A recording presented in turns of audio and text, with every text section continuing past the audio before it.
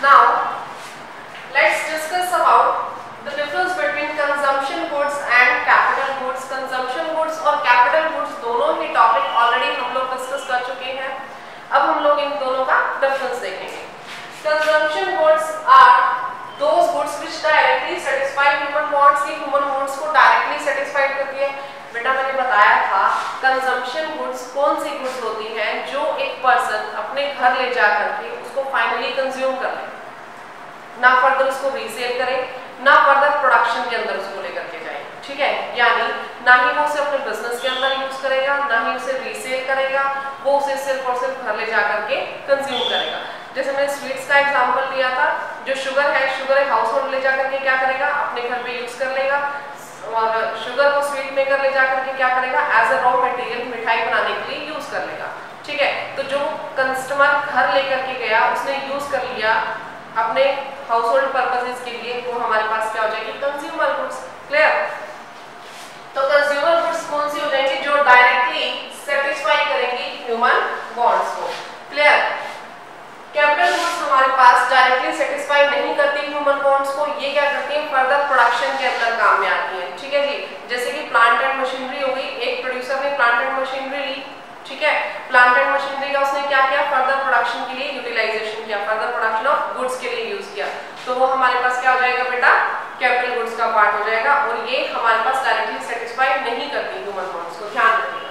आगे, it is consumed by household when purchased, ये मैंने ऑलरेडी अभी आपको बताया कि ये हमारे पास कौन कंज्यूम करता है, household. It is used by producer for further production के लिए इसको प्रोड्यूसर अपने यूज में लाता है।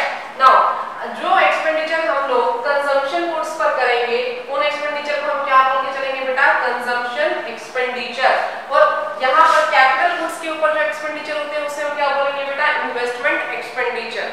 ठीक है जी, कोई दिक्कत नहीं। अगर आप लोगों को याद हो तो मैंने बताया था कंजम्पशन गुड्स को किससे डिनोट करते हैं, सी से, कैपिटल गुड्स को किससे डिनोट करते हैं, आई से, क्योंकि ये कंजम्पशन एक्सपेंडिचर है और वो इन्वेस्टमेंट एक्सपेंडिचर है। वैसे तो ये डिफरेंस का पार्ट नहीं है, लेकिन फिर भी हम रिकॉल करेंगे थोड़ा सा। फाइनल गुड्स की वैल्यू क्या होती थी बेटा, सी प्लस आई, याद आया आप लोगों को, बताया था मैंने, final goods is equal to consumption expenditure plus investment expenditure. ठीक है, दोनों को ऐड करके क्या हो जाएगी, फाइनल गुड्स की वैल्यू आ जाएगी।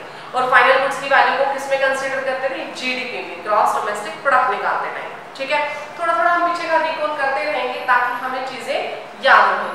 आगे चलिए, higher production leads to higher welfare of people, यानी जितनी कंजम्पशन गुड्स हम लोग एक्स्ट्रा प्रोड्यूस करेंगे, ध्यान से सुनिए, जितनी कंजम्पशन गुड्स, और you can say consumer goods, कोई दिक्कत वाली बात नहीं, इसे हम कंज्यूमर गुड्स बोलते हैं। जितनी भी कंजम्पशन गुड्स है अगर हम इनका प्रोडक्शन ज्यादा करेंगे, that means it leads to higher welfare of people. How, किस तरीके से, देखो ध्यान से, देखो बेटा, हायर प्रोडक्शन की हमने गुड्स की, कोई भी गुड्स है हम बहुत ज्यादा मात्रा में प्रोड्यूस कर रहे हैं, तो उनको प्रोड्यूस करने के लिए वर्कर चाहिए या नहीं चाहिए, आपके पास चाहे कितनी ही मशीनरीज क्यों ना हो, आपको मैनुअल वर्क करने के, जो मैनुअल लेबर है वो तो काम करने के लिए चाहिए ही चाहिए ना। तो क्या हुआ, हायर प्रोडक्शन हमने की, उसे काम करने के लिए वर्कर भी चाहिए, वर्कर चाहिए होंगे तो मार्केट में क्या होगा, एम्प्लॉयमेंट जनरेट होगी। आई मेरी बात समझ में? जब हम हायर प्रोडक्शन करेंगे तो उनको प्रोड्यूस करने के लिए लेबर की भी जरूरत होगी। अगर लेबर हम लोग एम्प्लॉयड कर रहे हैं तो इसका मतलब मार्केट में एम्प्लॉयमेंट जनरेट कर रहे हैं। अब देखो बेटा, मार्केट में एम्प्लॉयमेंट जनरेट हो रही है, लोगों को काम मिल रहा है, तो काम मिल रहा है तो ऑटोमेटिकली उन्हें वेजेस मिलेंगी, सैलरीज मिलेंगी, उनके पास इनकम बढ़ जाएगी। अगर लोगों के पास काम होगा तो इनकम भी तो बढ़ेगी हमारी इकोनॉमी के अंदर, तो ओवरऑल इनकम जो है, इनकम क्या हो जाएगी बेटा, इंक्रीज हो जाएगी। और अगर किसी के पास पैसा होगा, इनकम होगी, तो मार्केट में डिमांड तो क्रिएट करेगा ना किसी गुड्स की। अगर मेरे पास इनकम ही नहीं होगी तो मैं डिमांड कहाँ से क्रिएट करूंगी, मैं डिमांड क्रिएट नहीं कर सकती। बट इफ मेरे पास इनकम है तो मैं मार्केट के अंदर डिमांड भी क्रिएट करूंगी, राइट और रॉन्ग, करूंगी, बिल्कुल क्लियर है सभी को।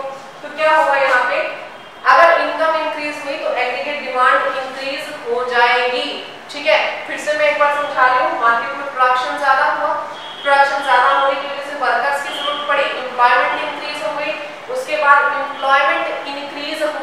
बाद लोगों के हाथ में पैसा आया तो उनकी इनकम इंक्रीज हो गई, income higher level of production हुआ, उसके बाद एम्प्लॉयमेंट जनरेट हो गई, एम्प्लॉयमेंट जनरेट होने के बाद इनकम इंक्रीज हो गई, और इनकम इंक्रीज होने के बाद क्या हुआ, एग्रीगेट डिमांड यानी मार्केट के अंदर प्रोडक्ट्स की डिमांड भी इंक्रीज हो गई। क्लियर? एग्रीगेट डिमांड इंक्रीज अगर होगी तो कल को प्रोडक्शन फिर से भी तो बढ़ जाएगा।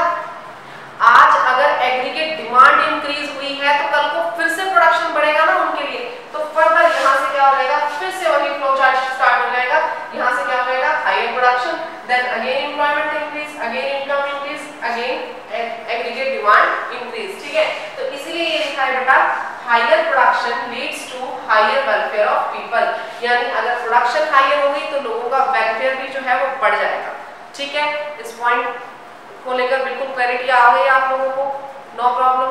ठीक है, now come to the next point. यहाँ पर एक पॉइंट रहता है हमारा, it leads to higher production capacity. बेटा कैपिटल गुड्स की बात कर रहे हैं, कैपिटल गुड्स यूज किस लिए होती हैं, फर्दर प्रोडक्शन के लिए यूज होती हैं। जो चीजें फर्दर प्रोडक्शन के लिए यूज हो रही हैं तो वो प्रोडक्शन कैपेसिटी को तो बढ़ाएंगी ही। ठीक है ना, इसमें तो कोई बड़ी बात नहीं। आगे की बात करते हैं, it is the backbone of GDP growth, ये जीडीपी ग्रोथ की बैकबोन है। कैसे? मेरी बात सुनो बेटा, कैपिटल गुड्स, अब कैपिटल गुड्स का इंक्रीज होने का मतलब क्या है, नई कैपिटल का मार्केट में आना, नया पैसा इन्वेस्ट होना। अब जितनी इन्वेस्टमेंट बढ़ेगी per unit of capital, per unit of labour, not capital, per unit of labour, जितनी भी कैपिटल एक्स्ट्रा बढ़ती चली जाएगी उतनी ही लेबर की एफिशिएंसी बढ़ जाएगी। अब अगर देखा जाए, हम यूएसए की बात करें और इंडिया की बात करें, इंडिया के वर्कर्स से कहीं ज्यादा एफिशिएंट वर्कर कहाँ के हैं, यूएसए के। रीजन बिहाइंड दैट क्या है, हमारे पास यहाँ के वर्कर्स के पीछे जो हमारे पास कैपिटल है, पर यूनिट ऑफ लेबर के पीछे जितनी कैपिटल हमने एम्प्लॉयड कर रखी है वो बहुत कम है, जबकि यूएसए के अंदर पर यूनिट ऑफ लेबर के पीछे जो कैपिटल है वो बहुत ज्यादा है। वहां पर कैपिटल इन्वेस्टमेंट बहुत ज्यादा है, इसलिए वहां के वर्कर्स की लेबर एफिशिएंसी जो है वो बहुत ज्यादा है, और यहाँ के इंडिया के वर्कर्स की लेबर एफिशिएंसी भी बहुत कम है। ठीक है, so we can say that capital goods is the backbone of GDP growth. अगर हमारे पास बहुत ज्यादा कैपिटल इन्वेस्ट होती है तो वो हमारे पास जीडीपी